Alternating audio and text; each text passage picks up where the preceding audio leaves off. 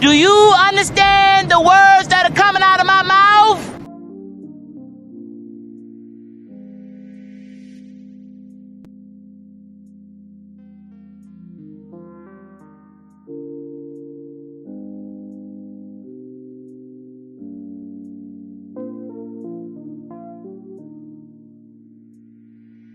Ain't no stopping us now.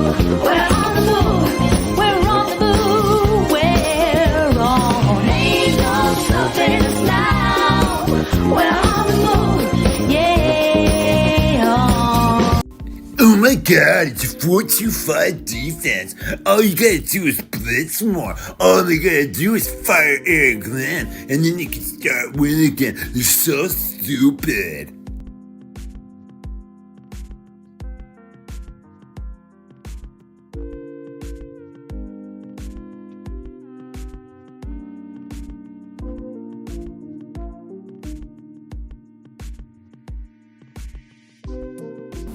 Sell the team, bro. Sell the team. 1957. They ain't won shit since 1957. They need to sell the team. They ain't never gonna do nothing. Same old lines.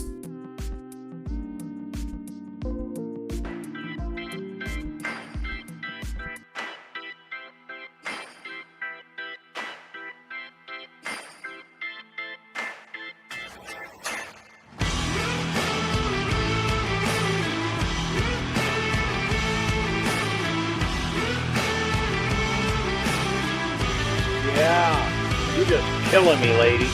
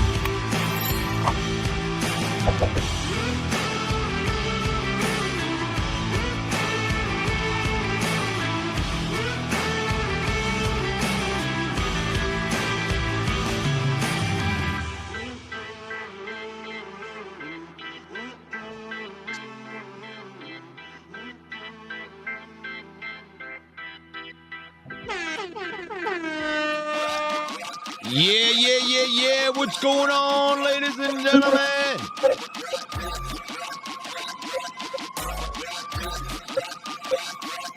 Welcome one, welcome all. Look at that. Henry Graves. Welcome. James in the house. Fred Peterson in the house. Thank you for being our Patreon. James in the house. Brian in the house. Chuck. Charles in the house. Lorenzo in the house. Let's do this.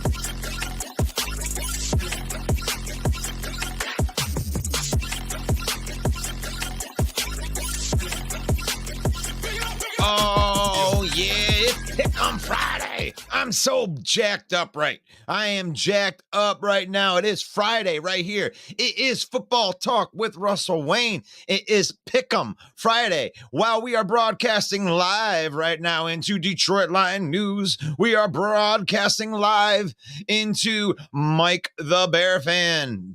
And we are broadcasting live into the Villain Squad, and we are rapidly approaching 16,000 villains. 16,000 villains. Here we go. We're getting, yes. Thank you. Hit that like button, hit that subscribe button. Oh, I threw up Mike up there. What's up? Main event Mike in the house. My compadre. Can you hear me, Russ? I can hear you. he's out on the road. He's doing that thing. He's out promoting the Villain Squad, and you're in Indonesia today. No, actually, I'm outside of Ford Field getting our parking spot for the game on Sunday. I got the tent. I got the barbecue grill. So we're guaranteed to get a good parking spot. All right. So somebody's going to want some food. Someone's going to want some food. And Mike, you wanted to start them out with the Pickem Friday because we're not going to be able to have Mike the entire time right here. And we're hoping to get Grove in here. Do you want to hit something else first before we get into that? Maybe give Grove a minute to get on here and before we do these picks. Because we do have a couple of other things that are on here. You know, of course, we can talk about the robbery or whatever with the ref call. And I just want you guys to know here, like, we were talking about this pre-production style right here. And it's like, we didn't want to talk about this. Like, this is like the worst scenario when it comes to like what we want to talk about when we come out here. But it is irresponsible for a media outlet like us, or what we are trying to be, to not talk about the most talked about thing in auto sports right now. Like, for us not to talk about it would be reckless, and it would be irresponsible for us if we're really serious about getting where we want to get as, you know, broadcasters or whatever career field that we're going down here with the page. And we do have Grove in the background right here. He's getting ready. He's getting himself all, there he goes right there. You got to get him. Hey, welcome to the program, ladies and gentlemen. This is Grove Teague from And We Know Sports. What is happening, fellas? The new sit-down slide. Heck yeah, moonwalk. The sit-down moonwalk. What is happening, fellas? Oh, we were processing all the stuff that happened this week, and we didn't really want to talk about it too much. I don't even think that we've had you on here to even give your thoughts on the I don't even know what you want to call it. I mean, the bad mistake by Brad Allen that just kind of snowballed into this thing right here. This is the NFL right now, G. Got a little egg on your face. Just a little bit of egg. What do you think about that, G? I want to get your thoughts on that before we get into these predictions. Man, it's a perfect example of when I got this goes wrong. You know, I mean, you hear people, I got this. You don't.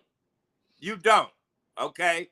It was explained to you before the game that there was a possibility that this was going to happen. And it's hard to say, but I feel like he just purposefully ignored what Dan Campbell said. And he said, I got this. Totally ignoring big, huge 5'8", big, huge 6'8", and then a mile away, number 70. Oh, that's the guy. Get the man. Y'all gonna have me cussing on here, dude. I was looking forward to explaining what I saw, and I saw it live. We all saw it live while it happened. Yeah. I'm feeling that because when I looked around the crowd, and this was what I was really looking for, because I know all the pundits come in 48 hours later, and after looking at the tape and they fine tune, they look at it, but just look around, okay? Like, if this was such a obvious thing, like when that touchdown or that catch happened, I mean, you pan to Mike McCarthy. You don't see him up in arms going, he didn't report. You don't see the fans going, what's going on with the report? You saw a defeated team that just lost the game, the coach that just lost the game, the fans that were upset because they just lost the game. And 45 seconds later, the flag comes out, and then, and then here we are. So, he got it right from his standpoint. If he did mark number 70 as the eligible receiver, We cheated. We cheated. Yep. We were in an illegal formation. I mean, it would be a complete breakdown in coaching dumbness for us to have went into to report 70 eligible and then cover them up. Like, that don't make sense. That explanation didn't make sense. But we're not going to talk about that anymore, man. I mean, we got to take it out on the Vikings. We got the Vikings. This is where Dan Campbell is right now. He don't care. I don't even want to talk about it anymore. That's what he says. We have to talk about it because if we don't, we're irresponsible media people. Why would you not talk about the biggest story in all of sports? Maybe in everything. That's what people were talking about all week. They're still talking about it. They're going to continue to talk about it. We throw a post out there, 35,000 people that don't care jumped on those posts and they cared. You're on one side or you're on the other. Most people are on the Lions side unless you're a Cowboy fan or you just hate the Lions. But it is what it is. It's sad that our everyday life, it's a small percentage of our everyday life that trickled into an NFL game that night, and what I mean is since 2020, since we opened up, there's a lot of people in positions that do not deserve to be in those positions, okay? We are the customers. We are the consumers. We are the audience. You should be appreciative that we are buying into your product. You should be serving us with politeness, decency, and paying attention to detail. And he did not. That referee crew did not pay attention to detail. So that's not cool. I can't stand it when I go to the grocery store. I can't stand it when I go to the gas station. Rude people that say, I got this. Next. No. I'm tired of it. It's not cool. I feel you 100% right here. And this is the ignorance right here. And I'm sorry, Rebecca, I'm going to call you out on this because you obviously didn't watch this video. The release of the video to all 32 teams is a joke, a slap in the face to the FU Lions. And that's what I'm talking about right there. It's a slap in the face to send that video out there where they show Dan Skipper coming in and saying, hey, it's a 12-man personnel sign, not I'm eligible sign. They showed that. And then they show not in the background, not circling. And then they show Taylor Decker giving the sign that saying I am eligible. This is where you got egg on your face. That is why you came out with that video. That's why you have egg on your face, because you tried to double down on your lie and then you look stupid. You look stupid. You want to teach somebody how to report eligible? Watch Taylor Decker at the end of this Dallas Cowboy game and you'll see exactly how you're supposed to report eligible. Now, you can't audibly hear him go, I'm eligible, but by all these different NFL guys that came in and they made their explanation on what the universal sign is, Taylor Decker to a T in your instructional video. Hey, Goodell. Hey, Goodell, look at you. You got a lot the one that I love is he's supposed to make sure that the referee sees him, make sure that he understands. Oh, okay. So we're taking magic tricks from the backwards position now. We're going to let the lady that's cut in half come out first and yell, hey, I'm going to be cut in half. And then we start the magic trick. Come on, man. Every lie, every way that they tried to hide their mistake just got dumber and dumber all week. I mean, there are newscasters on top-notch networks losing their voices arguing for the Lions all over the doggone country. Yep. Come on, man. That's crazy. Yep. And it is what it is. It's like you can't do that. And here's the thing: is like now for all the Lions fans that are out there that says, "Oh, you need to overturn the game." That's idiotic too. It was a mistake you can't overturn the game. You know why?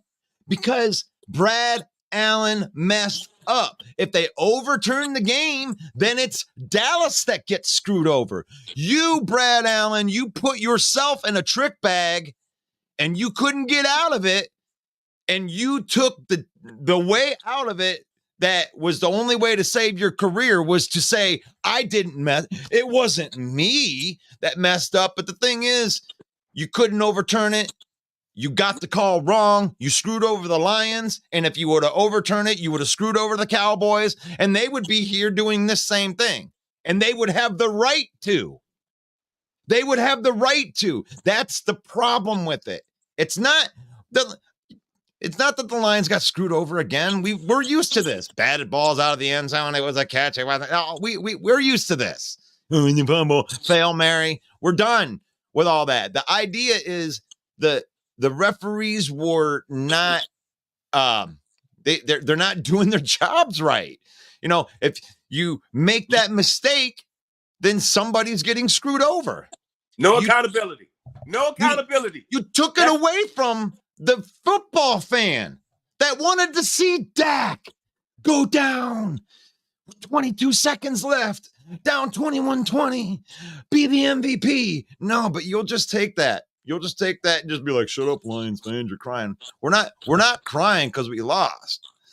We're not even really crying. We're saying the NFL officiating needs to be better. They didn't screw up our game. They screwed up our game. They screwed up the Saints game. They screw up the Kansas City game.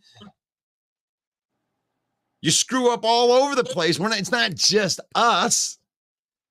It needs to be better. All right, we got games going on. Mike. Please take this torch from me so I can get out of my feelings. With sound, preferably. Hey, Mike, with sound, preferably. I'm not getting you. Why don't we have Mike on there? No. Mike, you are on your Bluetooth or something right there. All right. If the refs did nothing wrong, then why did they get removed from the playoffs? It makes no sense to me. Oh, yeah, because they were obviously so good. Yeah. Yeah. And for all you Cowboy fans that are out there calling for this tripping call that they missed, how about you go back to the 97-yard touchdown and watch the hold on Jack Campbell? They missed calls all over the game, guys. They missed a pass interference on Amon-Ra St. Brown. They missed multiple holding calls on Micah Parsons. They missed multiple holding calls that should have went on Dallas against Aiden Hutchinson. So they were messing up all over the place. Can you hear me now? Yeah. I can hear you now. Be sure to watch out for those comments, Russ, that butthurt Bill and his shadow account's not in there. It's putting vulgar shit in the comments, please. I'm not there to police it. Always great to see GT from Man We Know Sports on the program. Good morning, G. Good morning, Mike. How you doing, man? I'm doing so good now that I've learned the sit-down moonwalk. I'm going to be employing that in my show. Look at that. That is smooth. Yeah. So let's put it like Russ and I were talking. Once this Minnesota game kicks off, the Brad Allen and what happened in Dallas is put to bed. Until we win our first playoff game and it's round 2, and now it comes back into play. Then we'll be talking about it again. But until then, let's put that Dallas game behind us. You know that the Lions, Dan Campbell, they're looking ahead to. It is war week, and we've got Chicago, Minnesota, Green Bay, and Lions all playing each other this week. The NFL scheduler makers have made it a bonanza for podcasters in the NFC North like ourselves. We got a lot of stuff to get to. This is Prediction Friday, folks. Be sure to follow us on Lions Villain Squad on Facebook if you're not already. Subscribe to our YouTube channel at Main Event 365. Also, Patreon.com/Villain Squad. That is our Patreon. We can always use some help to keep this program on the air. We appreciate all of you so much. Let's jump right into these games, gentlemen. Are you ready? Yes. So last week, Russell Wayne, the Swami, 8 wins and 7 losses out of 15 games. That's above not that good. 500. That is as good as the best handicappers in the world can do. GT, also 8 and 7. By virtue of different picks that y'all had, you still came out with the same record. We're going to bite a kneecap off. 500, 8 and 7. I, however, am a mere mortal and went 6 and 9. That half a point, Las Vegas at Indy. Indy won the game by 3 points, but we were giving up 3.5, Russ. Otherwise, me and G won that one by a half point. Otherwise, you, sir, would have went 9 and 6, which would have been a little bit more respectable. The half-point hook got That's you. why it's hard, you man. Rolled the mustache a little too much this year, and so that's how it goes when you're doing mustache rides. Yeah, but they're coming back in a big freaking way, dude. Larry. Okay. So that was our records for last week. This week, because we have no Thursday night game, we have 16 games on the slate instead of 15. And we'll jump right into it with the first game. And believe me, I thought that this was a mistake, okay? I thought that this line was a mistake by the odds makers, but it is not a mistake.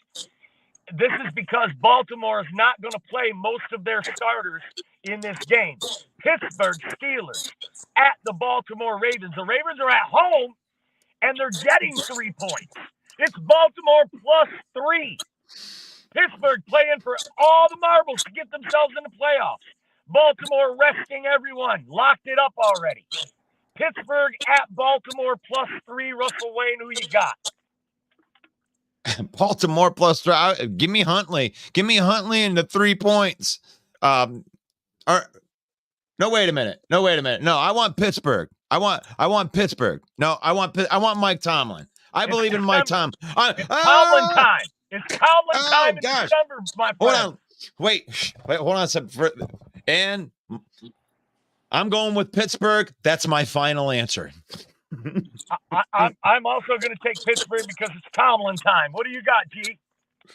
Hey, either with 3 that can see or with 3 blind mice, I'm with Pittsburgh too. We're going to bite a kneecap off. Next game, divisional game, big time implications. The Houston Texans, C.J. Stroud coming back at Indianapolis. Are you going to ride the mustache again, Russ? The Indianapolis Colts are at home, and they're getting 1.5. Houston favored by 1.5 on the road. Houston at Indy. Man, I took a long 17-week mustache ride, and I'm gonna have to get off of this. I'm getting off this ride. I'm getting off this ride. Give me C.J. Stroud and the Houston Texans. I'm going to take the mustache because I love home underdogs that are playing to get in the playoffs. I'll take Indy plus 1.5. What do you got, GT? I'm with Houston and D'Amico, baby. Put it in the comments, folks, every one of these picks. Let us know what you think on these picks. We want to see it in the comments. Maybe you've got a little tidbit of information that we don't have, an injury, somebody who's going to sit that we haven't mentioned. Let us know what you think. Next game. The champ is here. Another divisional game. It's all division games here today, folks, this week. Week 18 drama. Jacksonville Jaguars at the Tennessee Titans plus 3.5. Tennessee's at home getting 3.5. GT, we'll start with you. And what a difference a healthy quarterback makes for the doggone Jaguars, even if it's Beathard. So I'm going with Jacksonville because they really got something to fight for. Russell. Oh gosh, I'm gonna reluctantly take Jacksonville, but that hook, dude, you nasty little half a point. 3.5 is the line. So all 3 of us are aligned here. Jacksonville to try to win their division on the road against the Titans, who have been eliminated. They have really nothing to play for. I tend to lead towards teams that have something on the line, so I'm taking Jacksonville. Hey, did y'all hear Vrabel trying to sound like Dan Campbell? I hate losing. Okay? I hate losing. I'm like, man, he got that right from Dan Campbell. Do you understand the words that are coming out of my mouth? Dan Campbell rubbing off on the whole league. How many other teams go for it on fourth down now the way that we do? You're seeing that spike incredibly bite a kneecap this year off. in the NFL. Yep. Teams going for it on fourth down. So here it is, folks. Next game, the Minnesota Vikings at the Detroit Lions, -3.5. I'm taking the Lions to blow out this team. They're pissed off after what happened last year, so I'm taking the Lions -3.5. Russell, who you got? I'm going to take the Lions, and that is going to be my lock of the week. Oh, I forgot to mention we both hit our lock picks last week, all three of us. So, GT, Minnesota at Detroit, 3.5. Lions, baby. Lions. We are all three aligned there. Next one, the Cleveland Browns locked up. They have nothing to play for in this game. They are at Cincinnati. Cincinnati is -7. So Cincinnati favored against Cleveland by 7, but that's only because the Browns have locked it up and they're sitting everyone. So I still think 7 is too much for a divisional game. I'm going to take the Browns. Russ. I got to take that's way too much for a guy. I don't even think the Browns play such good defense. Is Cincinnati going to score 7 points? Shit. Give me the Browns. Even with all their starters sitting in Cincinnati playing to get in? I don't know, man. I mean, when you have a good defense and it's good on the starters, it's usually because your whole defense is good. It means that your 53-man roster is pretty good. So, hey, yeah. GT, Cleveland at Cincy -7. Give me the Bingle Bangle Bengals. Woo-wee. Yeah, I don't think even the defensive cats, I think they're gonna be sitting down resting too. Next game, Tampa Bay at Carolina. Tampa wins. They clinch the division, their 3rd division title in a row.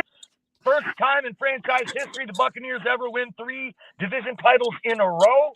The line is 4.5. Carolina at home getting 4.5. I'm taking Tampa Bay to win this by a touchdown. TT, what do you got?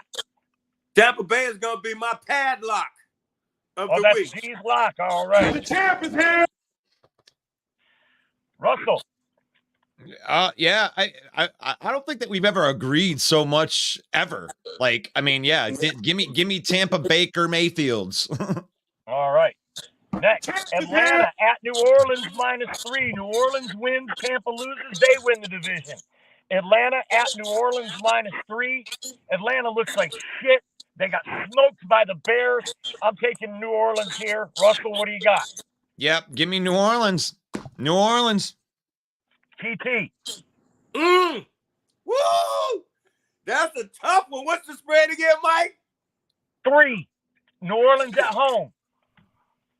New Orleans at home? Yeah, give me the Saints. Next one. The lowly New York Jets at the lowly New England Patriots. -2.5. Who gives a shit about this game? I'm going to take the Jets just for shits and giggles. This is Bill Belichick's last game as a Patriot. Wow. Once I put it in that context, I still 2.5. I'm going to take the Jets because this could be a 1-point victory either way. GT, we'll start with you. I'm with the Patriots on that one. Russell. It's the toilet bowl. Hold on a second. Heads. I got New England. Tails is the Jets. It looks like it's heads. Give me Belichick. I feel terrible now that I took the Jets because you're the luckiest fucker I've ever seen in my life, and you just flipped the coin and made a pick, and that's probably going to hit. Watch out for that double-head coin now, Mike. Yeah. Watch out. Yeah. Kansas City at the Chargers, the dumpster fire Chargers. And check this out. The Chargers are favored by 3.5 against the Chiefs. Chiefs resting everyone. Already said they're not going to play most of their starters. So the Chargers are giving up 3.5 at home to the Chiefs. I'm sorry. I have no faith in Easton Stick. I'm going to go ahead and ride with the Chiefs. GT, we'll start with you on this one. I believe the backup Chiefs receivers will catch the ball. Okay? So we're going to go. I'm going with the Chiefs on this one. Russell. Who is the backup quarterback for the Kansas City Chiefs? It's not Chad Henne. I don't know. I don't know. I don't know. Somebody Google that and put it in the comments. Reed always has a good backup. Always. He missed that. He missed that little. That's a little one in there. Just there's a little rabbit punch. Whatever. Get it in there. Oh, good thing it's not Chad. I might have to take the Chargers. You taking the Chargers? No, I'm taking the. I'm going to take the Chiefs. The Chargers are a dumpster fire. I mean, And here's the big one, folks. In my opinion, the biggest game on the slate: Chicago Bears at the Green Bay Packers -3. I want the Bears to win, but I'm going to take the Packers because I don't bet with my heart. Who's favored? Green Bay by 3 at home against the Bears. G, who you got? I'm with the Bears on this one. All right, I love it. yeah, I'm gonna. I mean, win or lose, I'm gonna go with the Bears on here because I think it's gonna be coming down to some kind of kick at the end. Jordan Bears Love. defense is the truth. Look, guys, this is actually my lock of the week. I think I'm going to take Green Bay -3 as the lock. I know our Bears fans are not going to like that, but Jordan Love looks like the real deal. If they win, they're in the playoffs, guys. Green Bay has got to win this game to get in the playoffs, so their season's over.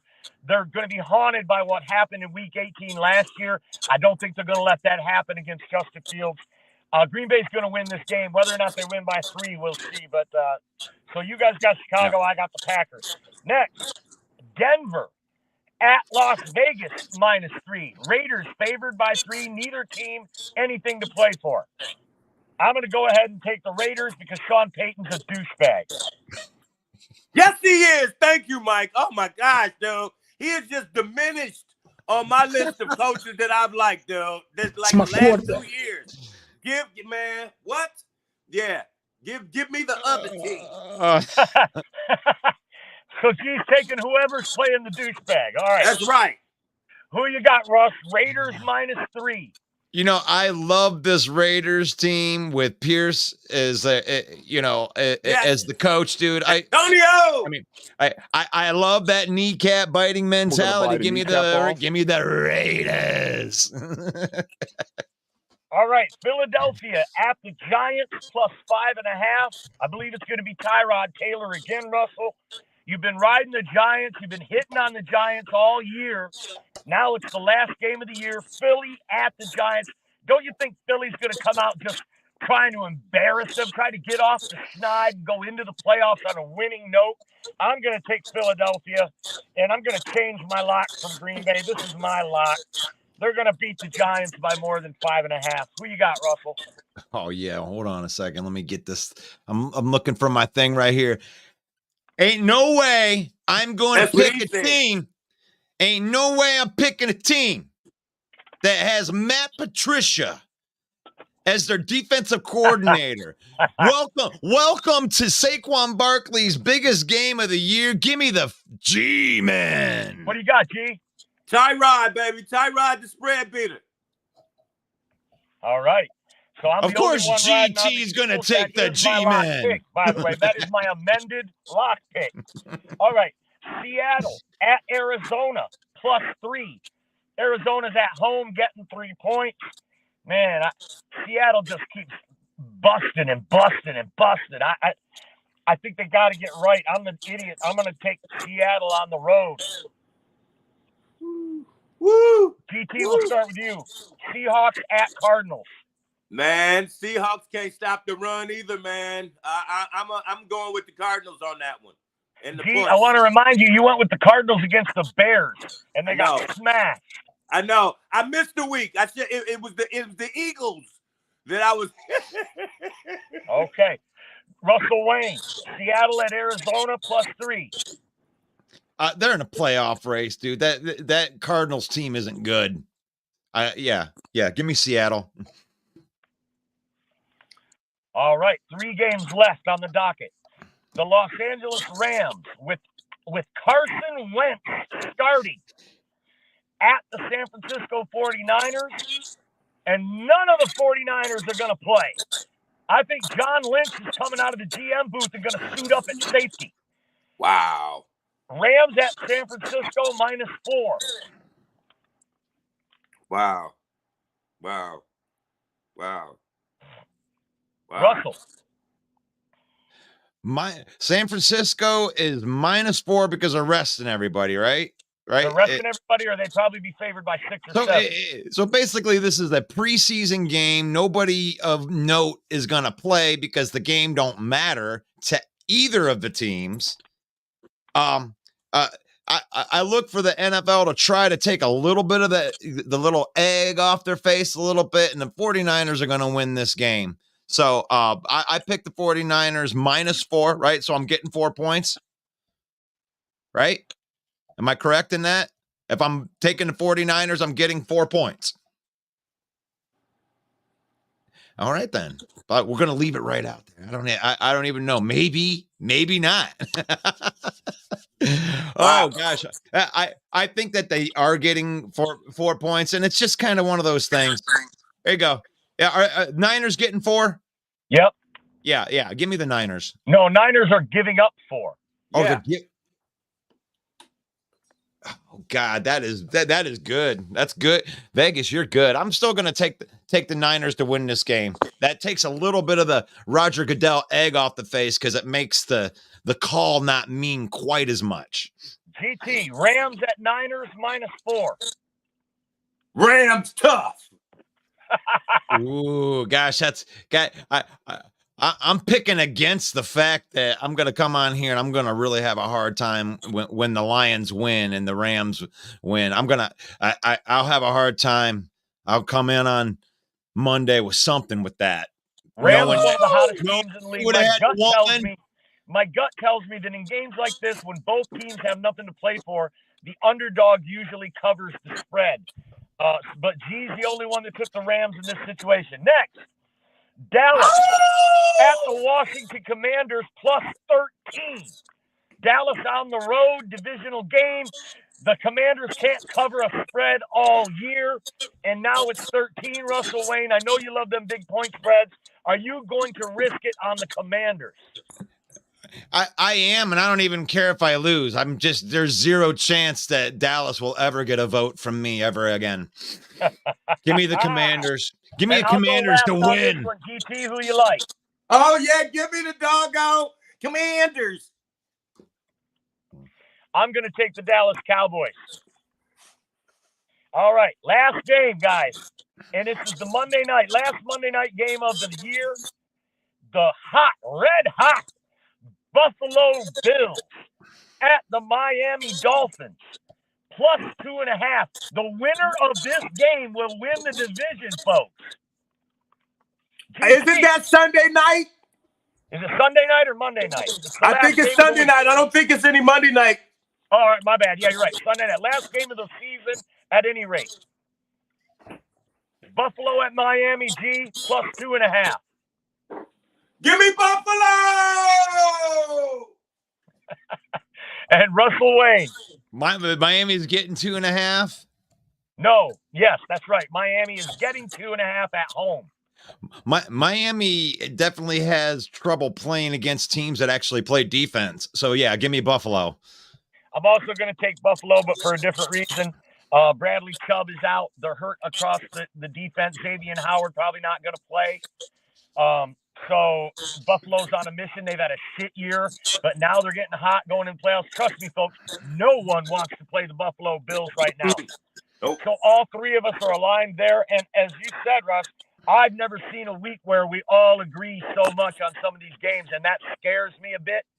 Yeah, it does. But the thing is like, I think this is like could classify as maybe one of the worst weeks or one of the best weeks that we've ever had in this, because so many of these games have, like, I wouldn't want to bet on any of these games. Like, honestly, with all these different starters, I'm going to play this guy, I'm not going to play that guy. I mean, even Dan Campbell to a point is holding his cards to his vest and, I'm not going to rest my starters. But we have a lot of injured players that have been kind of playing through injuries. Right. So it's like, who you can't trust any of these teams on week 18. If I were you, I'm going to give advice here because we do these lock picks every week and we have records, but I wouldn't trust any of us on this show on any of these picks. And and I wouldn't, honestly, if you have a gambling account, I would sit this week out. Honestly, I mean, that's my best advice. I'd say sit out week 18 unless you're doing prop bets. I am loving seeing the Russ. members Let me of plug the the chat. show right quick. Don't forget, folks, every Monday night, it's NFC North Open Mic, 7 p.m. Eastern Time. This Monday is going to be a good one. It's a wrap-up of the regular season as we ramp up and get ready for the playoffs with the Bears playing the Packers and the Vikings playing the Lions. This is going to be the show of the year on the NFC North Open Mic Monday at 7 p.m. Eastern Time. Please join us. Also, Russ and I will be at the game Sunday at Ford Field. I haven't been to Ford Field in 3 years, folks. If you know where there's a good tailgate, please put it in the comments and let us know because we're going to get down there early. I really want to get one of them Barry Sanders statues. We want to do a little partying before we go in. So if there's anybody having a tailgate, you wouldn't mind Russ and I crashing your gig, let us know because that'd be a lot of fun. God bless each and every one of you. Peace out. Peace.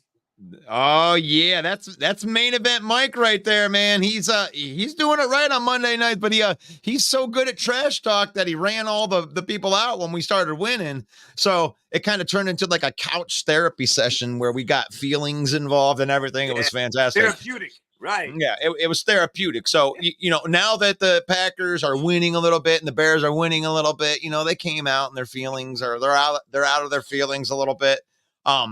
Yeah, we got into our feelings this week big time when it came to, this call. I mean, we're over it. We've moved past it as far as like mentally. And, we're not calling for any kind of, overturnings or anything like that. Not on this program. And I wouldn't accept that from another fan saying they need to overturn or anything like that. But they missed the call. It's something that we do talk about. And it is what it is, right? And this is War Week, man. This was yesterday's show, but War Week. This is like the War Week of all War Weeks, G. Yes, it is. When we're talking, we focus more on NFC North than any other team here on this program, but like it doesn't line up like this very often, where you get 4 teams playing each other. Russ, what happens when the Lions beat the Vikings and the Bears beat Green Bay? Is there going to be somebody else from our division making the playoffs besides us? No. Okay. Because that's what I want. Right now, that's what I want. Right now, the Vikings have a chance. They have to beat us, which they're not going to do. Like, there's no way. I'll eat so much crow on that. But even if we do lose, I don't know if Dan's willing to show any of his big cards right here. I almost feel like they've been holding their cards a little bit close to the vest, especially when it comes to Jamison Williams and stuff like that. I feel like they got packages ready for him to go in for the playoffs that they've been practicing, because he's only been getting like 5-6 targets. But no, the Green Bay Packers have a direct route to the playoffs. So the Green Bay Packers, if they win, they're in. They're in. And honestly, I hate the Packers, but I got to give them kudos on that, because to come in with the very first, it's my quarterback. First year starting quarterback in Jordan Love. He's been there in the system for 3 years, but like for him to come in his first year as the starter and have even a shot to make the playoffs when everybody had them at 6-7 wins is impressive. Kudos to whatever his name is. Gosh, why am I? Damn it!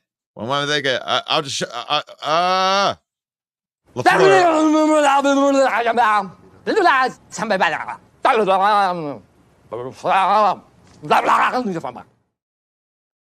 I mean, if he's coaching like that, man, I could see why he could get in. Like, yeah, LaFluoride. He been doing his thing, yo. But in the beginning of the season, I had the Vikings second and Green Bay third. And so I am very impressed with what Love has done too, man. I was seeing him spurts and up and down, and yeah. I think they're cool, but he's not ready for this new Chicago Bears defense. That's going to be the game inside the game. You know, what can Love do against these Bears on defense? What's love got to do? Yeah, you know, because they all screaming, Yeah. you know, oh, we DB deep. That we so deep we had to give away. We love giving away Vildor. I'm like, oh, okay, y'all, that's sweet. Okay. All right. Let's see. Yeah.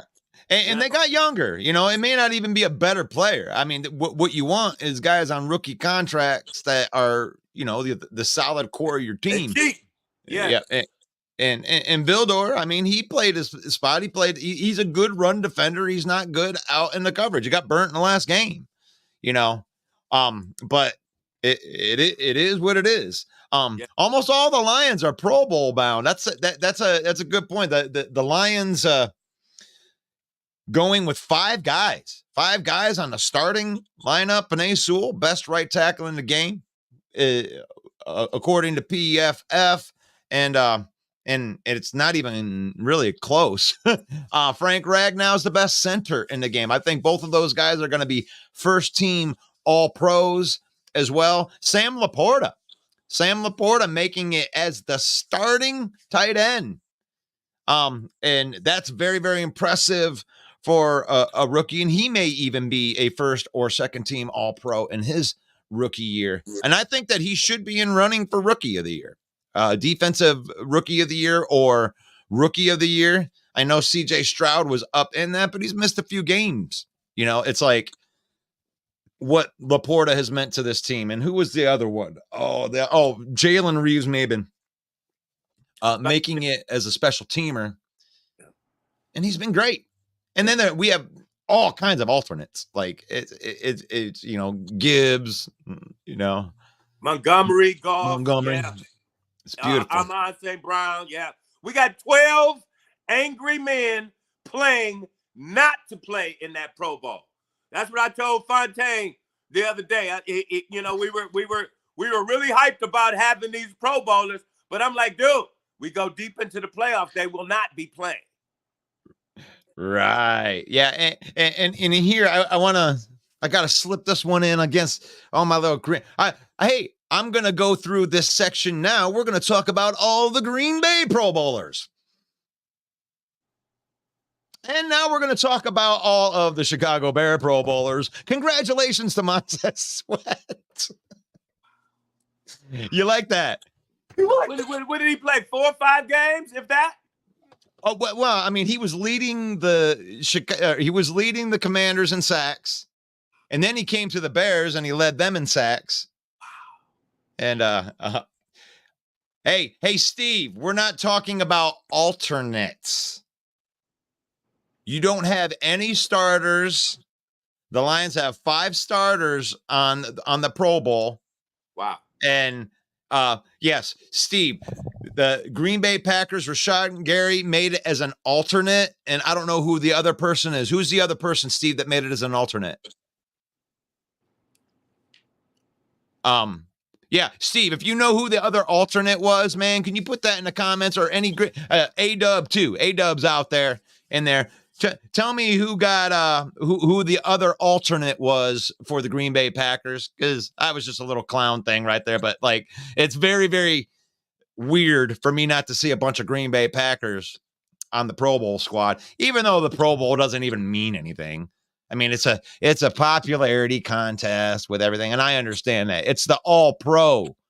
Whoever gets the All Pro nods, those are the ones that are voted on by players and coaches and everything. That's the real deal.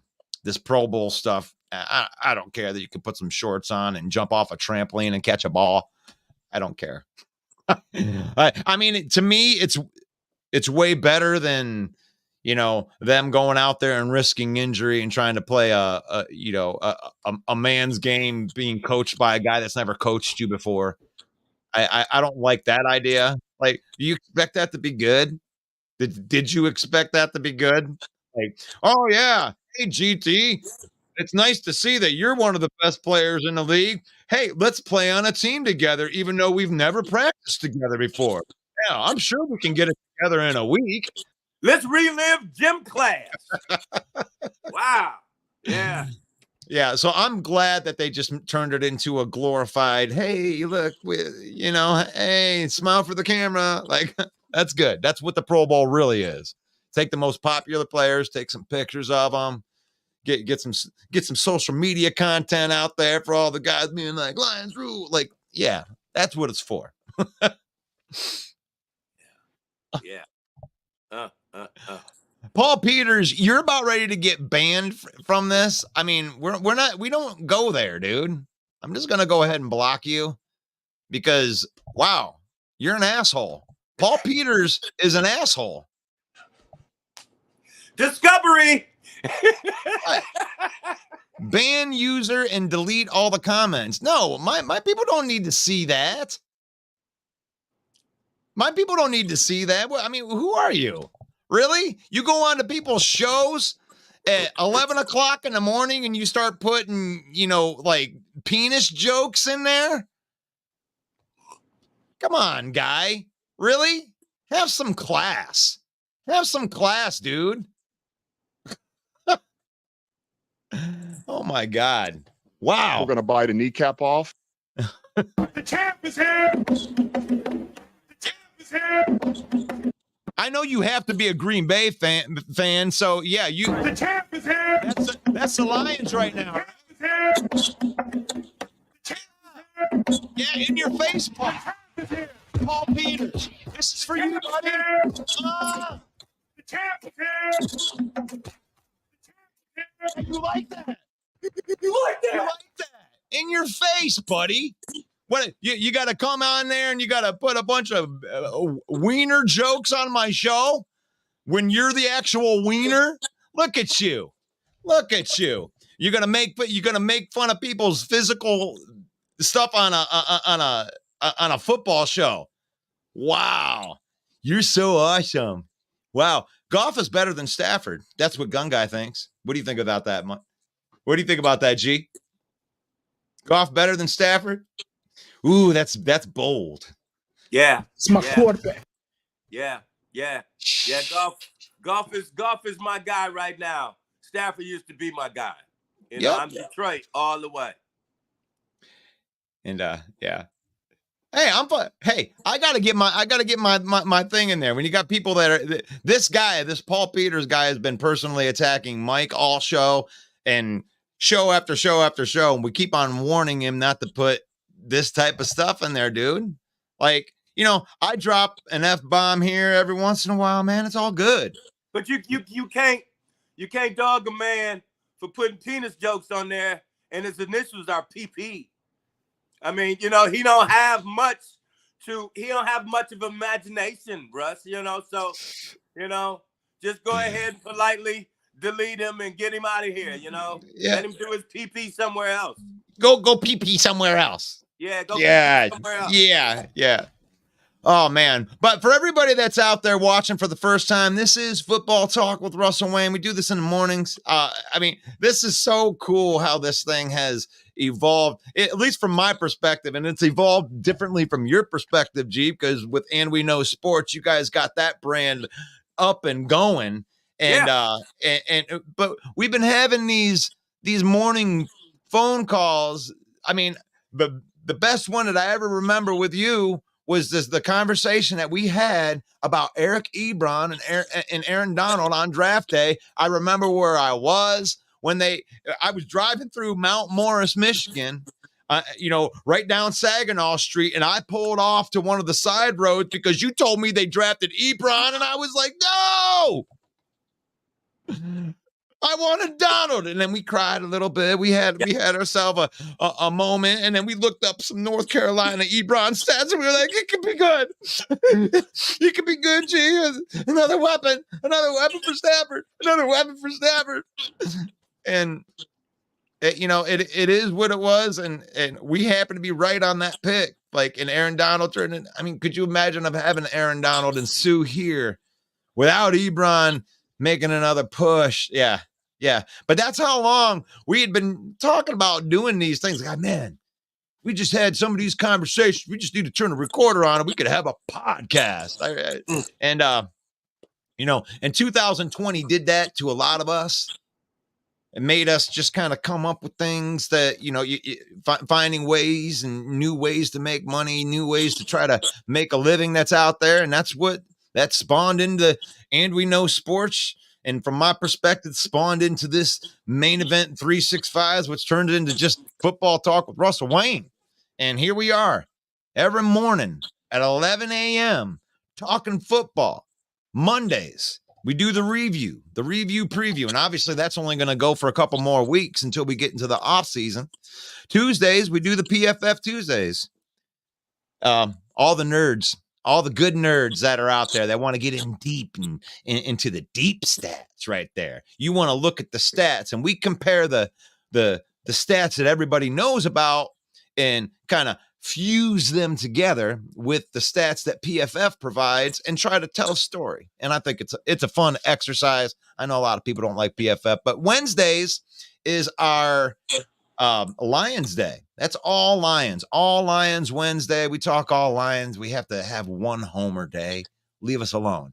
And then on Thursday, we do the Feel Good Thursday. Even though GT moved to Fridays, because he wanted to do the Pickems, we kept the Feel Good Thursday because we want to feel good on Thursdays. So, and then Fridays we do the Pickems. We pick all of these, and then we bring in GT for Man We Know Sports right here, and you can check out his program.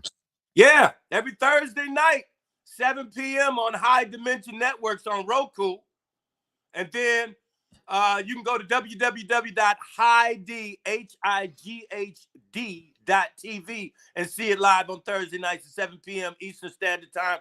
But we always upload today, every Friday at 7 p.m. I sent you a clip of this crazy shirt I got on, dude. Woo! We are going off as far as that doggone Dallas-Detroit game. We are going off as far as our doggone Wolverines spanking the doggone Alabama team. We are going off about a few things. So talking about gambling a little bit. I got myself like a little FanDuel thing, and I took my free 150. Like I was like, okay, I wanted to just experiment with this, and then like I know that gambling isn't for me. I already know that because like I forgot that I had the extra bet money, and I just kind of let it go until I got a notification last night. I was like, hey, you need to spend your 150 or you're going to lose it all tomorrow. I'm like, okay, I got to find some bets. So I went in and I'm just homer stuff. I got a $50 bet on the Lions going to the Super Bowl and a $20 bet on the Lions winning the Super Bowl, and that'll pay some obscene amounts of money for that little bit of cheese I threw on that. And then and as an Ohio State fan, this is going to make me feel good if this pays off. But I upped the points a little bit because I think that Michigan's going to put a spanking on them, that Washington team. And I put some money on Michigan to win that game, and I upped the points a little bit to make it pay out a little bit better. So those were my bets. I don't know. Take them or leave them. Lions to the Super Bowl. Yeah, I'm a homer, and that's okay. But if you're a homer like me, they got these sweet plaques at NFL Shop right now that I looked up. They're like $50 on there. You can use our link and get 25% off. You get free shipping with NFL 15 code right there. And I know we know because we're affiliate marketing partners with NFL Shop. You can just go to NFL Shop. You don't have to use our link, but if you use our link, we're just blue collar guys here, right here. So when you use our link, it will help this show. So thank you for the people that use our link for that. And if you just want to contribute to the show, we got a Patreon at patreon.com/Villain Squad. If you want to help the show, like our Patreon, Fred Peterson is giving us monthly contributions because he loves listening to our football awful takes every morning. So, oh, there we go. I paid the bills, G. Now we can get back into the football talk. Yeah. So I've been asking this question every single day because I think it's out there. Lions fans or Detroit Rams fans, you guys are in a pickle now. If we face them in the, who are you going to root for? The Matt Stafford Detroit Rams, or are you a Lion fan on that day? But how scared are you of Matt Stafford on a scale of 1 to 10 of him coming into Ford Field and ruining our hopes, our desires, our dreams, and our fantasies? Man, Fontaine and I had a big argument on last week's show about this. You know, he does not want to see the Rams in Stafford because he feels like our organization is going to be so soft and so reminiscent, you know, and all of that kind of stuff. And my side of the story is these young boys cannot wait to tell him this ain't your crib no more and put him down. You know, and we're going to be healthier too in the playoffs. Man, Yep. Bring it.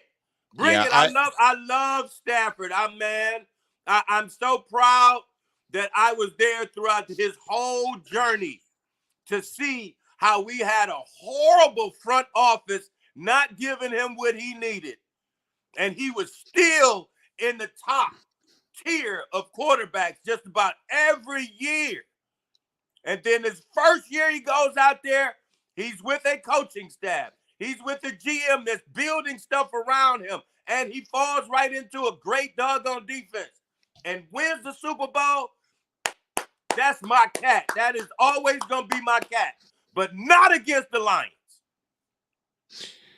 I'm not scared of it. I'm not scared of it one bit because we're in the dance, guys. We're in the playoff dance, and if we start saying, I want this matchup, this one over here would be better. This would be better for our fluffy little feelings and everything. Screw your feelings. We don't care about your feelings. They don't care about our feelings. Nobody cares about our feelings. So, I mean, really, you're either scared of this guy, or you're scared of this guy, or you're scared of Jalen Hurts. Oh, they can't beat San Francisco. Oh, what if it's Dallas again? Look, we're gonna have to go through all of them. I mean, Big boy ball. Big boy ball, baby. Yeah, we get through Stafford. You're gonna go in a second round. You're either gonna have to face Dallas or you're gonna have to face Green Bay. Like, I think that Green Bay's good. I mean, as much as I bet against them or whatever for the point spread, but Green Bay's probably going to win that game. I think that Green Bay probably win that game unless the Bears come out. And gosh, what great material that'll be for Monday if the Bears are to win that game. I would love it. I would love it. Like, I picked the Bears. I picked the Bears, but I picked the Bears because I think the game's going to be close. And 3 points is too much. That's why I picked the Bears. I think they're going to be closer than 3 points, regardless of who wins. I think that the Bears have been getting their ass kicked by the Packers. It ain't even been close like recently at all. So I think this is a game where it's at least going to be close, so close that the Bears, even if they lose, are going to take some kind of moral victory from it. You know, shooting it down to the wire type of thing. But then you go and let's say you avenge Stafford. Then you go to second round, and then you avenge the Cowboys. You get into the third round. You're probably going to have to play San Francisco on the road in the NFC Championship. So the path to the Super Bowl, there's none. There is no easy route to get there. You're going to have to go through a team. You may luck out the first week if you get the 2 seed and maybe, playing somebody like, no, you couldn't. You'd be playing one of those hot teams coming in off the back, regardless. Maybe somehow the Saints slip in and one of those Tampa Bay. Maybe you could get a Tampa Bay getting in off of a fluke type of thing and them hitting the 7th seed. That's it. That's all you're going to get as far as luck. But do you really want to play Tampa Bay and Baker Mayfield again? He looks better too. So the path is hard, no matter what. On a scale of 1 to 10, how much of a threat is Detroit to win the NFC? Did that shake your confidence? Did that shake your confidence to lose a game like that? Because if it shakes your confidence, it doesn't necessarily mean that it's going to shake the confidence of the team. I think it's going to light a fire underneath their ass, and I think that ain't nobody wants to play Detroit from here on out for the rest of the season. You talk all the shit you want. I don't care. But you do not want to play this team. And if they play this team right here, you think that Stafford's going to do all the no, I think our defense, I think that they would go to the defense and be like, no freaking way. That it ain't going to happen from that side. And then Aaron Donald cannot do it by himself. Our offense can score tons of points against that defense. They ain't playing good defense. It's Puka Nacua and Matt Stafford and Cooper Kupp killing shit. And Kyron Williams too. That it's the offense. That's Yes. where they're hot. Yeah. Where our offense is going to be able to do shit against that defense. I'm sorry, but our offense is going to be able to have its way with that defense. Running the football, passing the football, whatever we want to do. It's definitely time to put the exclamation point on our run defense too. Mm-hmm. We've been stopping everybody. Mm-hmm. So, what is your thoughts out there? Let's go into these comments a little bit. I'm at 12:05 right here. Yeah, dude. My wife came back, went back to work, and but she works from home, which means that I don't have to like run downstairs to get my son off the bus or anything. So this is like the most stress-free football talk with Russell Waynes that I've had in a couple of weeks, which is pretty cool. Let's see. I'm just jumping in right here. I might be jumping right in the middle of a comment or a conversation right here. So there was supposed to be last year during the Seahawks game, but Stafford and Kupp were injured. So I believe the trade deal was Goff and a playoff spot. Okay. I think that we are fantasizing on that one a little bit. Ask Russ about Justin. Russ is an Ohio State fan. Ask Russ about Justin. Justin Fields. That's what he's talking. Bearing Down Mike is a Justin Fields believer now, and frankly, I am too. Like I've been on record from the beginning of the season to say that if Justin Fields can be a below average passer with his gifted athletic ability, that he would be a dangerous quarterback. And I think that he is a below average passer now, and he's playing that, and he's playing the game, and he's learning how to use his legs to manipulate defenses so he can dump the ball over with a real nice little easy pass to Kmet or nice little easy pass to DJ Moore. So I know that Justin Fields can make all of the throws in the NFL because he did. He made contested throws at Ohio State. He definitely showed a way better arm when he played at Ohio State. They haven't pulled that out of him yet with coaching or whatever reason it is. Maybe the game's too fast for him from the progression reading part. But I think he's getting better. I think he took a pretty big leap over the last 6 weeks. Fields is another example of what happens to a quarterback when he's got a defense that gives him a multitude of opportunities. Okay? Stafford never had that in Detroit. Fields is blessed to have a defense that's getting hotter and hotter and hotter and giving him more opportunities to do things. If he was on a defense, if he had a defense that was not giving him opportunities, we would not be talking about him as positively. And it is the other team around him, yeah, for sure. Which you got to give him more weapons. And if they go out and they spend a top pick on like Marvin Harrison Jr. or get another top flight weapon for him, it's only going to help him.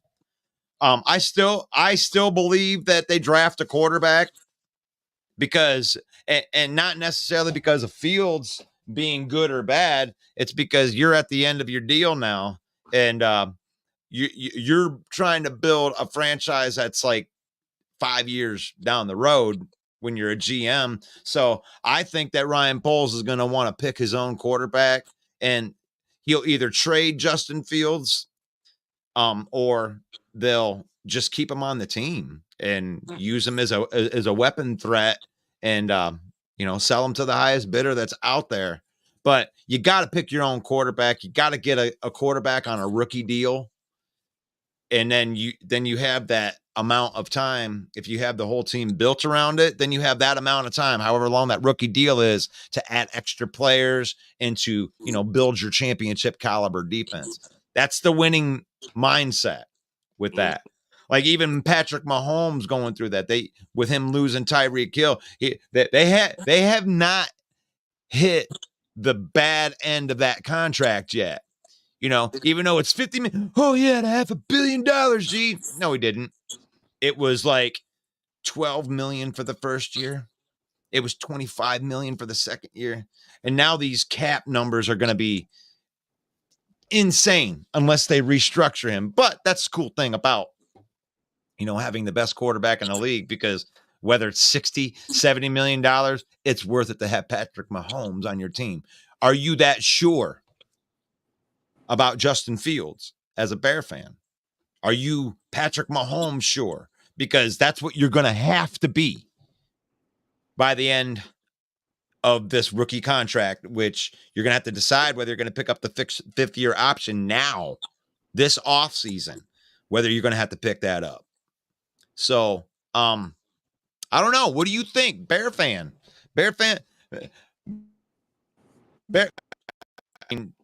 You're the one that's the most emotionally invested into this. What do you think? I know Ken Doby is a Fields fan. We want to pick these picks, build a team around the defense, play spoiler, just like the Lions did last year to these Green Bay Packers. You want to do that. You haven't won in Green Bay since like 18 or something like that.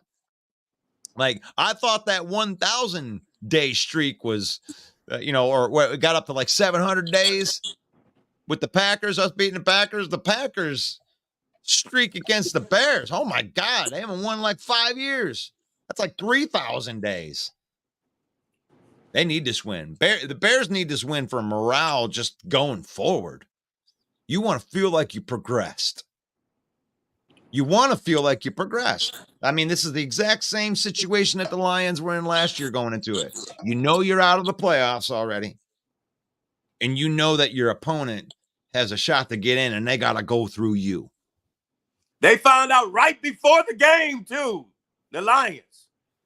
Before the game. That Seattle won. Oh, my God. Yeah.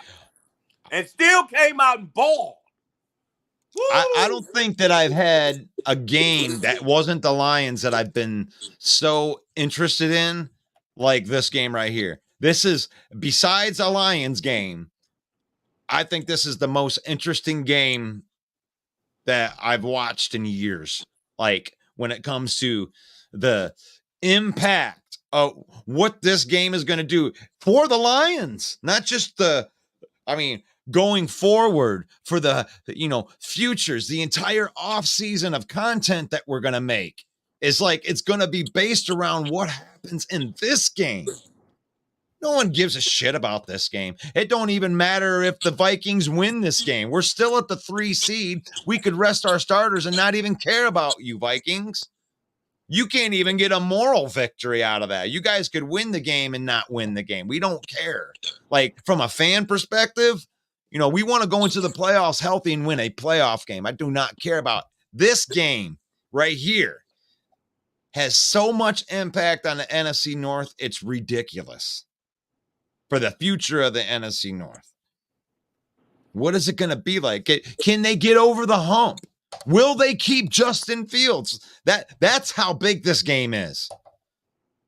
If Justin Fields gets punked out of this game again, you're gone. It's just like Harbaugh, dude. If Harbaugh never beat Ohio State, I don't care if you got to the playoffs 15 times in a row. If you can't beat Ohio State, you gone. You can be like, they're thinking about firing Ryan Day right now because he can't beat Michigan. One loss a year for the 3 years. You can't beat Michigan. You're gone. He gone. Like they're thinking about firing him. That's how big this game is to Justin Fields. This isn't a must-win game for the Bears. This is a must-win game for Justin Fields. If Justin Fields wants to stay a Bear, if Justin Fields wants to not be looked at as a weapon, because ain't nobody taking you seriously as a quarterback yet, other than Bear fans. Like, there's a couple people that are coming out and being like, huh? Yeah, look at Justin Fields. He could be good. Oh, he's almost as good as Hurts. Oh, look. He's got better athletic ability than Hurts. Yeah. Can't throw the ball. You got to throw the ball. Yeah, man, he's going to have to be well above a 90-something quarterback rating and a win to stay the quarterback for Chicago Bears, I believe. With the onslaught of phenomenal quarterbacks that they will have an opportunity to get in this draft, you know, because that doggone, woo, I can see Penix back there for the Bears. I can see it like it's vivid right here, dude. I mean, his accuracy, lefty also, man, and smart. You know, Caleb, I don't see him. I think that's going to be exactly, you know, very close to what doggone Justin Fields is. You know, for the Bears. You know, I think Caleb needs to be with somebody that is a true quarterback whisperer, and I don't think that's the Bears right now. You know, they need. So you think I would ruin it? You think that could ruin Caleb? I think that would ruin Caleb if he went there. But Penix would be phenomenal.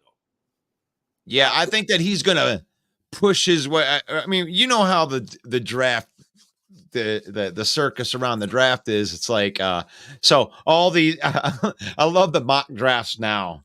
Like, ooh, yeah, this is the latest one. Like, no one cares about the mock drafts, right? We haven't even seen these guys running shorts yet. Like, I get last year, it was hilarious because I watched it really, really, really close before, and then afterwards, and those things changed so much after the guys ran in shorts. It's ridiculous. They're getting better though.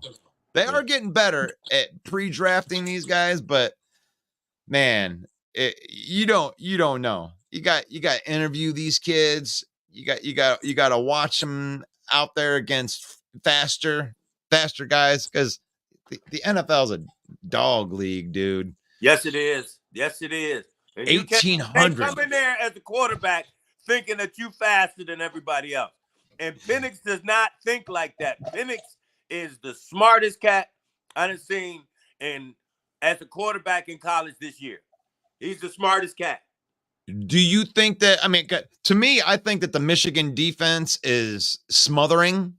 I think this is I think the defense is better than it was last year, but the offense is like on the up front isn't quite as strong as it was last year, but the defense is championship all the way. And if they can't get it going, if Washington can't get it going, they could be in trouble.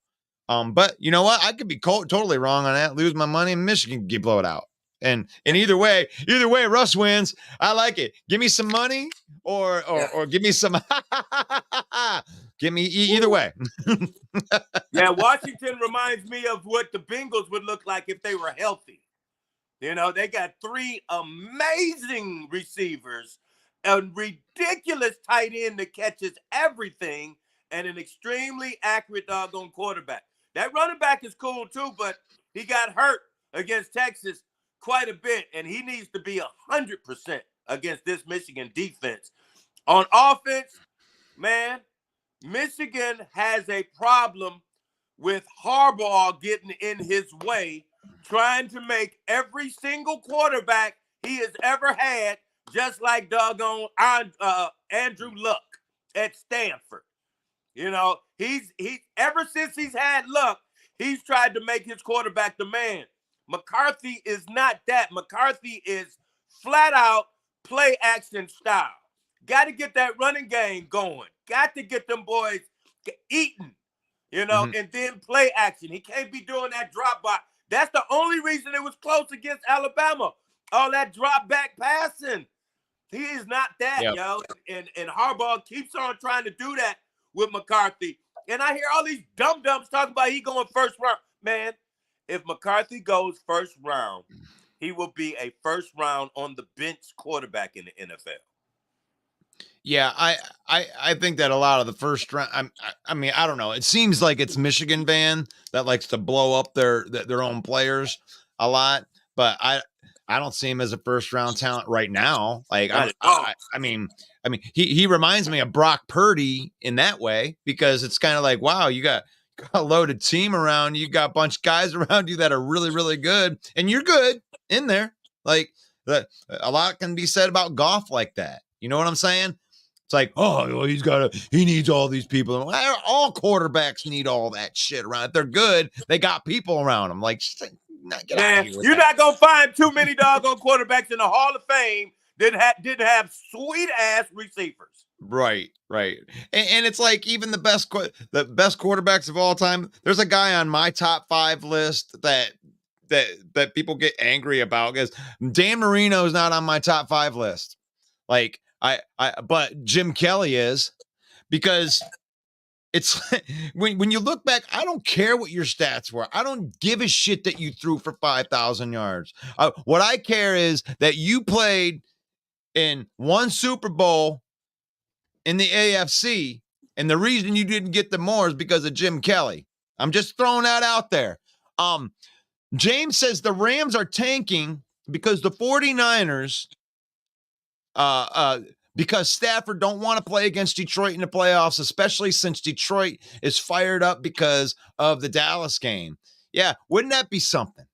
But like, Stafford would go get like revenge for us, right? He would go to Texas in the first round and take out the Dallas Cowboys, and then play Detroit in the second round. Now that would be poetry. That would be a way that I would really like the Stafford coming back to Detroit. Like, they won a game, we won a game, and we're gonna, now let's see who goes to the NFC Championship. Like, that makes it feel better to me. I don't want to get this win against Stafford and then have the lull after that, man. Let's win to get to Stafford. Let's beat Stafford to go to the NFC Championship. That's how much stakes needs to be there. I like that call, James. I don't know if that's where you were going, but that's where I took it. Who cares about Green Bay? Love is looking arrogant, and I don't like it. That's what Corey says. Love looking arrogant? Gosh, man. It's my quarterback. Love's looking like the next quarterback in Green Bay, man. I don't know what to tell you, man. I would love to tell you. I would love, pun intended, to tell you that I think that Love is not going to be a good quarterback. But, dude, he dropped back, get out of the way, a little sidearm. I mean, he's got that it. You could tell. It's like when you watch that guitar player, G, and you're like, both of them are playing the exact same thing. And they're both playing it right. But the one guy's just got, he's got it. Fluid. It. It is fluid. Yeah. So that's where Jordan Love is right now. I mean, unless he falls off all of a sudden, but no, man, you got Wicks, you got Watson, you got Dobbs, you got 2 rookie tight ends. Mm-hmm. I mean, so you're set up for the offensively. You just, draft some offensive linemen, get some youth there, replace Bakhtiari, and I think Green Bay is going to be back in business. And I don't like saying that. That's just me being real. But I think that we're better. I'm not scared of Green Bay. I'm not scared of Love. I mean, I want you to be good. I don't want to kick your ass all the time. It gets boring after a while. And the fact that they came back and we're 1-1, that's the way it should be. I want to feel the rivalry. I want to make you hurt at least one time a year, and you make me hurt. Okay, let's do this. But I think the Lions have built a better team overall. They do have a better team. The Lions are a better team than the Green Bay Packers. And the champ is here. I mean, it is what it is, at least for this year. 8 out of 10 chance says you're right. Let's see. I agree with you and just said it. If the NFL is a script, can't cry your way out of it, right? Yeah, you can't. Yeah. Even if you get wronged on a job, down a call, if it was a script, then you just got to deal with the script, right? And, what somebody pushing against you and conflict is part of a script, right? A boring, you want to see a boring movie? Everything's fine. Everything's fine. Everything's fine. Roll the credits. That's like daytime TV. Yeah, you don't want to do that. You want drama. I want to get punched in the mouth. I'm glad we got punched in the mouth right before the playoffs. That way our team can get pissed. And you proved that you can beat a team like Dallas. We didn't. The score didn't show that. But in the all act of the game, it's like, if I was Dan, I would have walked back into the locker room and been like, hey, that's the only way they're going to get us. 90 yards in 80 seconds, baby. Yep. That's what we did. That's the only way they're going to get us. It's going to take a controversy. And don't come at me with the tripping call, guys. Don't come at me with the tripping call. I can go back into the game too. You want me to screenshot? You know how Micah Parsons showed all the holds? Do you really want me to go back in there and show you all the holds that you had on Hutchinson? Do you want me to go back in there? Do you want me to show you the hold on Jack Campbell on that 97-yard touchdown? I mean, we can play this game back and forth on who's good. You can't screw up the last play of the game, guys. You got to stop doing that. That's the bottom line. Don't screw up the last play of the game. Stop deciding the game yourself and let the players decide it. It shook my confidence in the refs in the NFL, not in the Lions. Yeah, that's a great call. You like that? That's a great call. We're not mad at the Dallas Cowboys, guys. I'm not mad at the Dallas Cowboys. If you're a Dallas Cowboy fan, you out there, pump your chest out. Go for it. I give you permission. I'm not even going to cry about it. You won the game. You won the game. There's nothing that we can do or say that'll ever give us the game back. That's not what we're crying about. We're crying that the officiating is a poor. And it's funny when you tell us that, oh, you shouldn't cry about it. And then immediately in the same thing, you cry about another play that was in the game. And then you go ahead and use that as an opportunity to cry about Dez Bryant from 2009. Get the F out of here with that. Stop it. 49ers will be the toughest game for Detroit. They got to get there first. Michael, I love you, but you got to get through. All of these teams are good. We ain't going to face any punk teams. For one thing, it doesn't matter what they did in the regular season. Like the teams, the good teams are going to show themselves out. Bear Down Mike says number 1 rush defense, number 12 pass defense. Good luck, Packers. Is that for the full year, Bear Down Mike? Or is that something that, because that's very, very impressive if you're counting the whole year. But I don't think that you are. I think that you're counting from the point where you turn the corner, probably from Montez Sweat. You're probably the number 1, for sure you're the number 1 defense since Montez Sweat was traded for.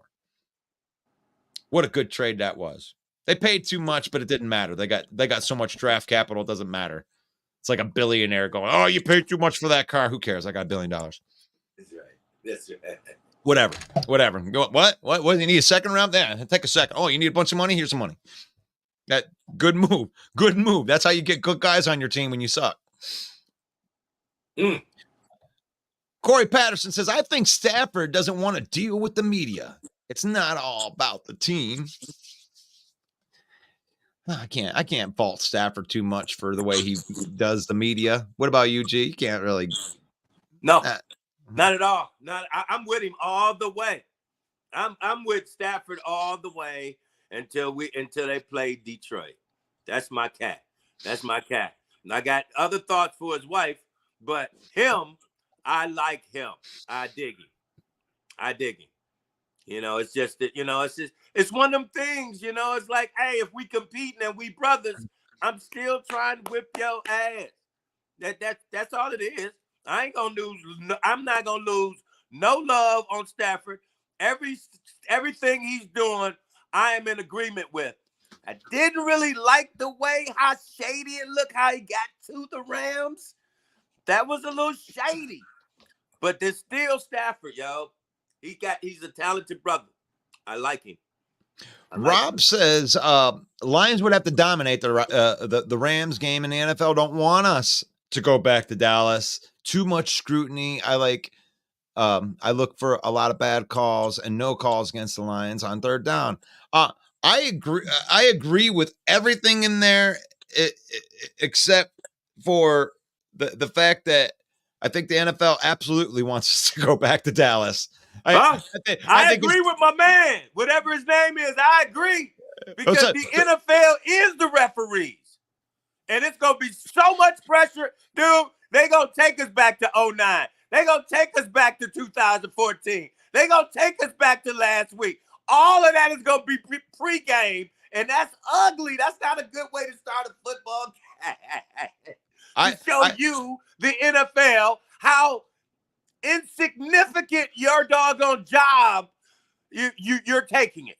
You're not doing your job, NFL referee officiating. Oh man, I mean that's cool. I'm glad that we disagree on that because I know that there's both sides that we got to hit here, and I think they would absolutely want. Dude, I think this is a publisher's dream to have this rematch, and like in the NFC Championship, knowing they screwed us out of the pick, and we have to go play in Dallas. The only thing in between that is the call. It ain't spreading apart. It ain't like it's 0 on one and 100 on the other. I'm like 51 and 49. Are you willing to go there? That's what I want to know. Would you be willing to go there because you want to talk about you want to make money, NFL? Make this shit happen. I want to see Detroit in Dallas in the playoffs. I want that. I want that for Hutchinson, for all them cats. I want that. In the first round, that would be that would take they would have to lose. Dallas ain't gonna lose to freaking the Commanders. Come on. Oh God, that would be crazy. That would be crazy. Get them, Commanders. Get them. Best thing that we have is D. In the D is run D. Yeah, that's good. That's a great point. Nobody can run on us. I mean, I know how you feel, Chicago. If you guys have the number one run D, we're in the top 5 for sure. Ain't nobody run on us yet this year. Except Justin Fields in the first game. He had over 100 yards. But it was the shimmy that lost you that first game. Yeah. As soon as he had that big run and did the shimmy, he pissed off the team, and the team went down and took it from him. It's like, stop being so cocky, Justin Fields. Yeah, that's what I was about to say. He's more cocky than Love to me. Yeah, like I can't believe that. Like, why are you so cocky, Justin Fields? Oh, you gonna go in there and talk smack, dude? You ain't beat the Packers yet. Yeah, it's gonna be the one. I don't even know what he said, but he's run his mouth before the game. Ain't you learned yet? Right. That's the biggest thing that scares me about the game. If I'm a Bear fan, I'm like, dude, stop talking. Stop talking. Stop giving giant 250, 300-pound men reasons to want to kill you. Yeah. Oh, Stafford has had a top 5 defense in 16. Yeah, he did. And we got screwed over in that playoff game too. What the big conspiracies. I'll tell you what, you know what? We got screwed over in 16, but not as bad as New Orleans did. Not as bad as New Orleans did. What was that, a couple of years ago? What was that? What game? That was the Rams, wasn't it? The Rams? Yeah. Did they screwed over the Rams? Was that with Stafford? No, that wasn't Stafford yet. That was okay, that was Goff. That was Goff. Goff got screwed over, and he got blamed for the loss, too. I remember that. Oh, Poles isn't drafting a QB. Yeah, I don't agree with that at all, Bear Down Mike. I mean, you love you some Justin Fields. I feel you, man. It's my quarterback. I agree with you that he's better than he was, but it's foolish for the Bears organization not to draft a quarterback with one of those top picks. You got free picks, guy. Like Poles, and I'm calling Poles guy, not you, Bear Down Mike. You got free picks, and you once again have the number 1 overall pick. Do you want to not pick CJ Stroud again? Do you want to not pick Patrick Mahomes again? What are we doing here, Bears? You got to take your shot. I'm sorry. You're not going to, are you willing to pay this guy $60 million next year? Do you believe in Justin Fields? $60 million, Bear Down Mike. I'm serious. I mean, that's the real question, right? Is that the real question? Because you got to pay him $60 million. Because you ain't paying him this offseason, are you? You're going to franchise him? You go, you could franchise. You take the 5th-year option. That's the 5th-year option's like $37 million. Wow. Do you believe in him? $37 million. Because then your cap's gone. We got tons of money. We got all the. Well, not anymore. You paid your quarterback. It's done. It's done. 2 years. And then you're gonna have to eat the cap. So are you ready to do that? Or you got these talented quarterbacks. You got your pick of the litter. This may be one of the most talented littered quarterback drafts in years. And there it is. Right there for you. Don't get mad at me. Because if they don't, they don't. I mean, really, I like your theory too. If they go with Justin Fields and they bet on him, God, you can get some talent in there. Maybe you take an end and a wide receiver and you fill it up that way. I get it. I agree, Bear Down, but I think it's a mistake. So he don't think they're going to draft a quarterback, Rob says, but he thinks that's a mistake. I think you got to take your quarterback. Got to take your shot. Unless you believe, if you believe in Justin Fields like that, then before the draft, sign him to a 5-year extension right now while it's as cheap as it's going to be, because you definitely don't want to go past the draft and then have him ball out next year and then have him get one of the biggest contracts ever. Because if he balls out, you're going to pay him more than Mahomes. Think about it. Is that what you want? Corey says that the Bears get rid of Fields, they crazy. You're below average now, but I see signs of him getting it. He can sling it. He's had some of those moments this year. He's had some of them. Not all of them. I mean, there's some times where he comes down into the biggest moments, like in the biggest moments of the game when it's tight, when it's close. I'm sorry, man. That's just not him. That's not his best times. That's actually when he looks like the bright lights might be a little bit too much for him. That's when he shows that type of stuff. Yeah, he can run an exciting 80-yard touchdown. Look at that athletic ability. But when it comes down to 11 guys on the other side of the field, like honing down, okay, we only got a few possessions left. That's like a whole different arena. It's like you play 3 quarters in like 6 minutes over here in this arena, right? And then all of the players move over into this other arena where it is like, it's down to the wire, the pressure moments, the clock's ticking down. You got to make decisions fast. And it means more and more and more as it gets closer to the end of the game. Fields ain't good like that. He don't do that. He don't do that for you. Look at your victories, guys. That's the one attribute you cannot measure. The only way that comes to the surface is during a game, not preseason, not practice, not college. You got to see it in the game, and he seems to be very consistent, where it's like too much peanut butter in the chocolate. It's not a Reese's no more. I mean, look at the big moment in that one game. You had the ball back. We went up ahead of you. We had the ball back. He stood in that pocket like this, and he didn't see Aiden Hutchinson running at him at full speed out of the corner of his eye. It was almost directly at him. He froze.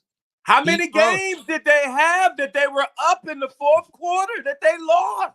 Yep. Now when they beat us, but they did. Now what they're gonna say, and I'm ready for it already to be in there. They beat us the second game, but yeah, you whipped our ass. Like you had a lead. Justin Fields is fine in the other parts of the game. If you don't put pressure on him, that dude is athletically gifted. He mess you up. But if you get close, if you get him in a close game, he just isn't good then. He is not good in the clutch. I'll take Jared Goff over him any day of the week. In the biggest, hardest moments, look at what he did last week. He drove the team right down. No, touchdown. No big deal. In the most hostile environment, you don't see Justin Fields don't do that. Justin Fields whoops people's asses. Arizona didn't give him any grief. They whooped their ass. When they beat down teams, they can. That's how good Justin Fields is. He's so good that he could beat down teams if he can learn this one thing. This thing that we're talking about, that thing you can't teach, is the clutch gene. How are you? Are you the same guy? Are you the same guy when they turn on the lights? I've seen it 100 times on the stage. Guys can play and sing like angels and stuff. Oh, God, you're so good. Get him up front of the stage. Kumbaya, my Lord. I've seen it happen way more often than not. It happens to him. And don't happen to Goff. It's happened to Justin Fields. And in some ways, it's happened to Jordan Love, but Jordan Love is starting to figure that out. Jordan Love is starting to clutch and understand and slow the game down in those. That's what Justin Fields needs to learn. And that's why it's hard for you to convince me that your team should spend $60 million on a year on a guy that you don't know that about him yet. Are you sure? Scouts are the dumbest people that I ever met. Penix and JJ are the only top quarterbacks I see doing anything. Maybe I'm wrong, but I've learned my lesson on just assuming who's going to be good or not. Wow, we got some experts in our I don't look at any tape. I listen to smart people, and then I try to figure out from my opinion there. I don't know enough about those guys. They say the smartest people in football that are draft experts say that there's like top five quarterbacks, or not top five, but first round grade quarterbacks. So that's cool. That's good. I mean, the experts may be all wrong. Maybe they should all be second round picks. Maybe the combine will expose that. But usually the combine does the opposite of that. So if there's 5 now, there's probably going to be 7 of them by the time the combine gets done. But that's Corey's opinion. I mean, like, they usually get it wrong. Those guys they look like they get egg on their face too. It's so funny because they have these strong opinions right now. Oh, here's the new mock draft right here. Post week 18. It's like, okay, well, they haven't even played all the bowl games yet. We don't even know who's all draft eligible, but yeah, we got mock drafts already. We don't even know if Marvin Harrison Jr. is committed yet. He's got $20 million in NIL deals that he has to turn down first to take a pay cut to come to the NFL. Bear down, Mike. Ruin a rookie like you did. Feels. Oh gosh, shots fired. Gosh, this is the morning show, guys. Look at that. Coming at them. It's afternoon now, boy. They coming with it. Oh, the right situation and system will help out most quarterbacks succeed. God, you love that, don't you? It's my quarterback. You love that, man. You go from Favre to Rodgers, and it really looks like you're just gonna slip on this. Yeah, this new nightgown feels pretty good. Like, this is silk. Is this silk? This is the Silk Love nightgown right there. It's the Love Boat. Oh, I got to get my good. Here you go. Right there. It's the Love Boat. Brand new. First season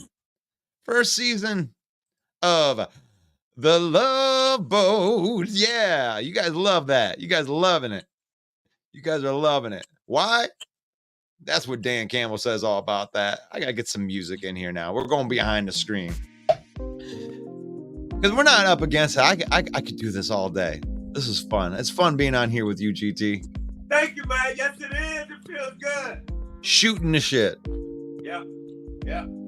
Maybe even crying a little bit about the bad referee call or whatever. Do you understand the words that are coming out of my mouth? Did you say 70? Did you say 70? Wow. Oh man. Yeah. I say more dumb things before 9 a.m. than most people say all day. Person that's had injustice done to him in there in the courtroom. Yeah. If you call that crime, that's what we're doing. You know what it reminds me of? It's like, because here's something that may shock me. I am not broadcasting live into the NFC North main event anymore because nobody cares about that page. And that's okay. That's fine. We got the villain squad. The villain squad took off and we're happy. But we actually made 2 pages at the same time. The other one, maybe didn't do so good. Whatever. But I'm going to change that page to, I know I got some wrestling fans out there. Acknowledge me. So that I am changing that page into a wrestling talk, and I'm gonna call. You're gonna love this. You ready? You ready, G?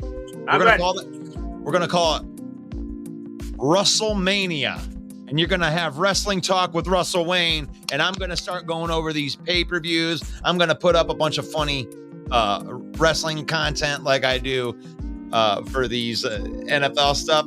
And this is what I love about Facebook, guys. Like, Facebook gives you an opportunity, whether you know it or not, that you can go out there and you can be yourself. You can do all the things that you love to do and put it out there for everybody to see. And then Facebook will pay you for being yourself. I'm a football fan. I love football. I love God. I love wrestling.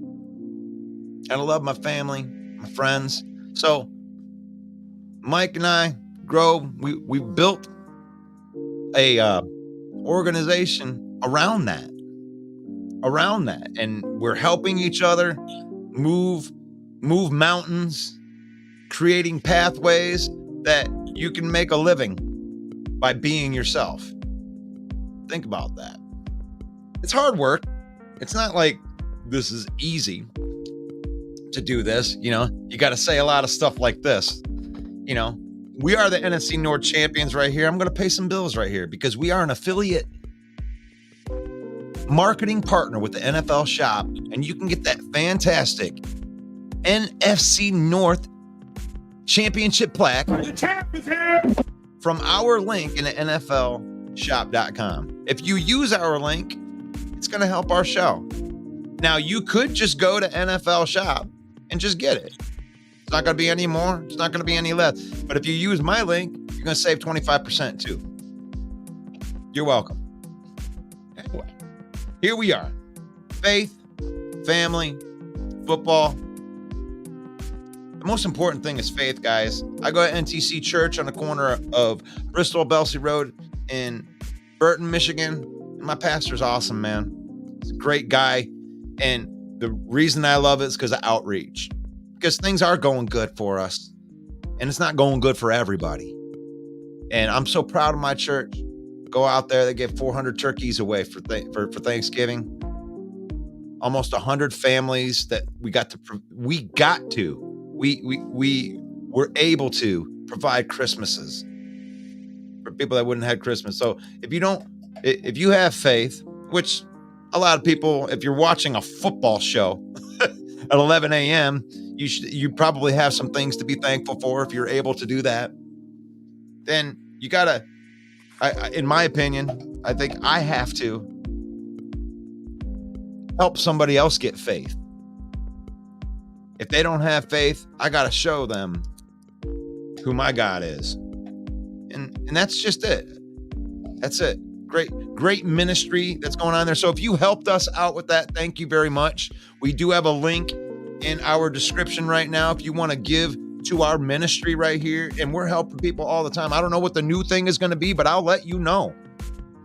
But we are going to have an outreach to our community around here. Thank you for those that help us with that. And family and football, that's what we're here.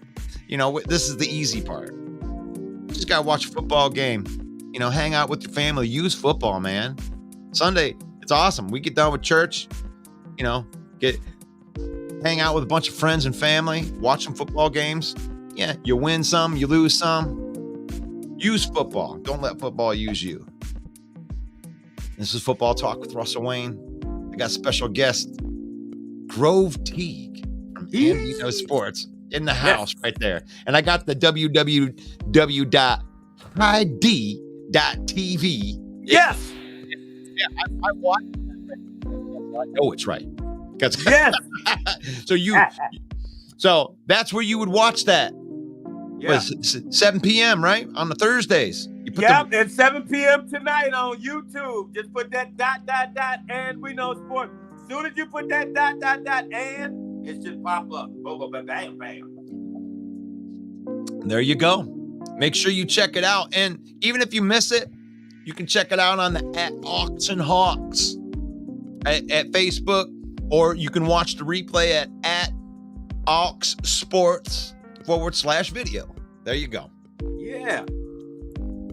See, I'm getting better at this, G. You know. Yes, my brother. Yes. You know, one of the reasons I wanted to do this in the first place, you remember, it's like my confidence talking in front of a crowd, and nobody could ever tell that about me. That I had there for my whole career. Not singing. I have no problem. I'll sing in front of anybody. I'll sing in front of anybody. I love singing. I hide behind my talent better than anybody in the world. But when it comes to speaking my mind, you know, in a live setting in front of a people, I get nervous. Like, nervous. So you saw me on the first year of Ambino Sports, man. I was bumbling on, had to write down everything I was going to say. Okay, I'm going to say this. Oh, okay, Jay, I have it all written out. Do you think this sounds good? Does this sound good? And, you know, I learned to calm down. Learn to set myself back a little bit, to be cool like GT. And here we are. Thank you, Stafford. Well, holy shit, it happened again. Thank you for coming to our rescue, Stafford.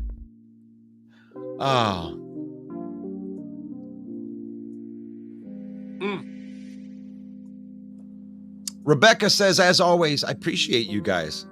Have a great weekend, and go Lions. Go Lions. But somebody actually heard that. What is somebody? Russellmania. I don't know wrestling, but I love that, Russ. You know, it's funny. Russellmania. I was such a big wrestling fan when I was a kid. I was into Hulk Hogan and the Ultimate Warrior and everything. And that's what my dad and my uncles used to call me, because I'd put my Ultimate Warrior tassels on, take my shirt off, and have wrestling matches. And they'd be like, oh, look, it's Russellmania. Oh, look at Russellmania. Yeah.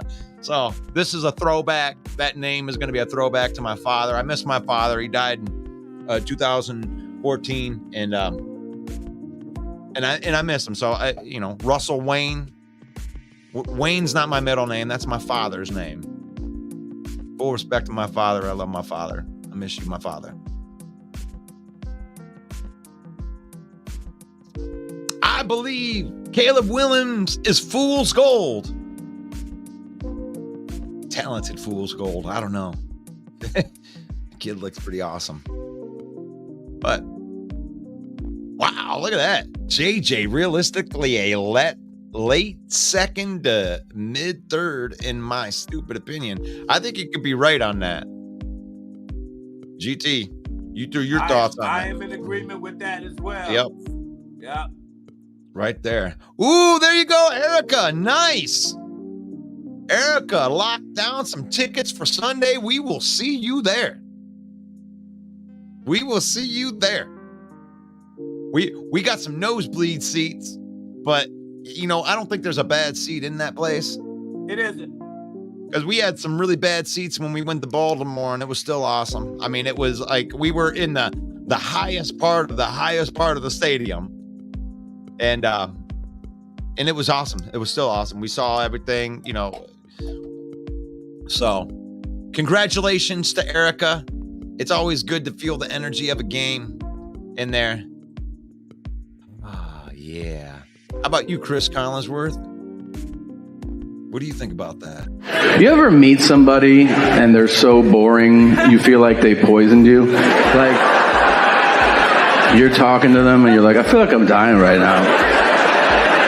And I think you did it. I'm pretty sure every time he commentates on any type of program, I feel the exact same way. So I feel you, Chris Collinsworth. I feel like you poison me every single time that you have words that come out of your mouth. But let's get into that winning mindset. Here's the thing, though. What I've been doing is 3:30 every morning. That's I get up and I do my sprints. Yeah, I mean, those are prime sprinting hours. People don't realize. And that's how I know I'm succeeding, is if I'm doing my sprints while everyone else is asleep. It's a winning mindset is what it is. That's exactly what it is. Hello? You play to win the game. You don't play to just play it. That's the great thing about sports. You play to win. Oh my God, I can't, that gets me so bad every single time, G. Every time I see that, because it's Herman. It's Herman. It's his face, but it's like AI, really bad generated AI. Right. And I'm sorry, I'm going to come out from behind the screen, but that look on his face, where he's like, you play to win. What is that? Let's look at that again. Look at his face. Hello? You play to win the game. You don't play to just play it. That's the great thing about sports. You play to win.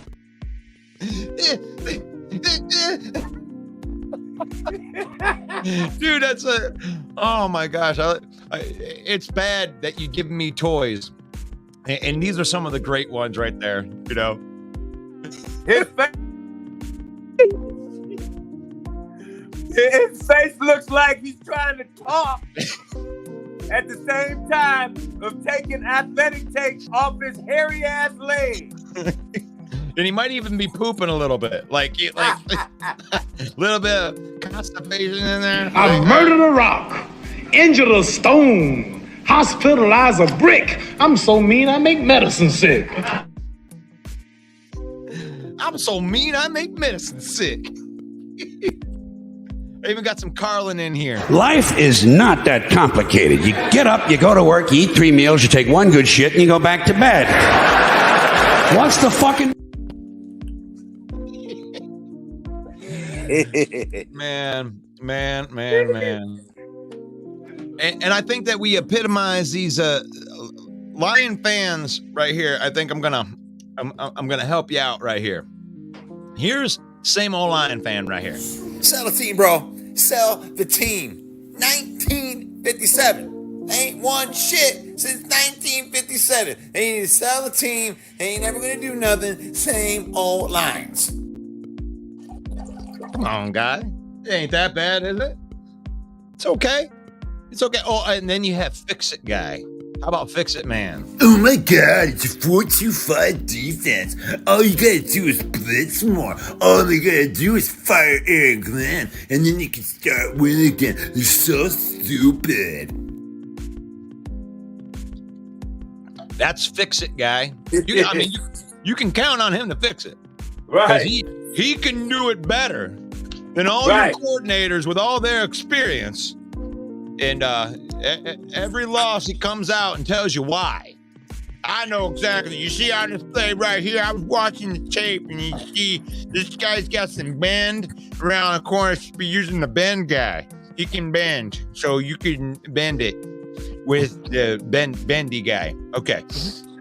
I don't know what I'm saying right now. I'm sorry. You've got to ask yourself one question. Do I feel lucky? Well, do you, punk? Dan. Oh, man. You know, Kaminsky was really, really mad about the haters coming out here about this game. If there's any haters in here right now that don't have nobody to hate on, feel free to hate on me. Sit back there and say my hair ain't luxurious when you know it is, bitch. I think that your hair looks like Ivan Drago from Rocky IV there, Mr. Kaminsky, and I know that your hair is luxurious. Thank you very much. Sit back there and say that my hair ain't luxurious when you know that it is, bitch. And then we get Quay Walker. Are we going through this again? No question about it. I am ready to get hurt again. I don't know. Can the Bears do it? Can the Bears do it? Is Jared Goff the best quarterback in the NFC? There's no one that can match me. My style is impetuous. My defense is impregnable, and I'm just ferocious. Oh, that's pretty bold. Usually not used to seeing you like that, Jared. Usually pretty calm and collected. Hail to the king, baby. Oh, gosh, I'm having some fun here, guys. This is the second stop. You have been witnessing last call right here. So I don't even think I did a hard stop. I did say God bless you to everybody, but I'm going to do that again because we usually do this Marvel Comics thing since we're Marvel Comics fans. Yes. And at the end of the Marvel Comics movies, it's great because you can listen to all the credits and watch all the credits, but at the end, you get to see one more Thanos or, one more clip. And that's kind of what Last Call is. So I appreciate you guys sticking around for Last Call. And we got a weekend's worth of football, guys. I ain't going to see you. I ain't going to see you again until Monday when we're going to be on here for the morning reviews. And wow, this is going to be a fun review, guys. Hope that you guys make it on there.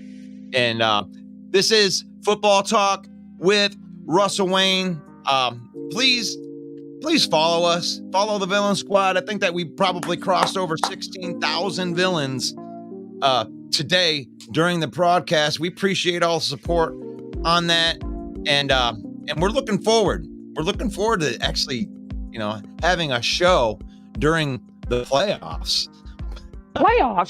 So, yeah, I love the impressions right here. Let's hear from Christopher Walken as I close you guys out talking about Football Talk with Russell Wayne, and God bless you guys. It reminds me of a football show, Football Talk with Russell Wayne, 11 a.m. in the mornings. You should watch it because it could be good for you. It could be good for you. It could be good for your life.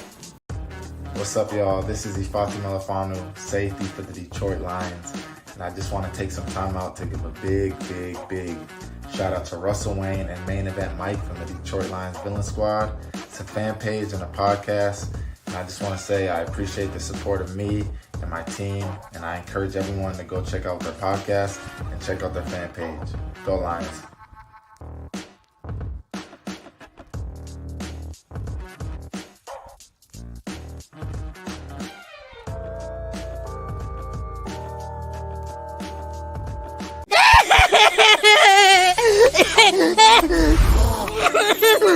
It's not fair. They were so happy.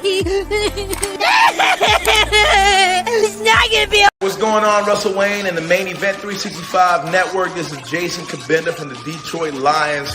Here to give y'all a shout out, man. We appreciate all the support, man. Know you guys are big fans. Know that you guys are rooting for us to take the North this year, and we're going to do just that, man. Appreciate you guys so much. Just want to give y'all a shout out. Y'all have a great day.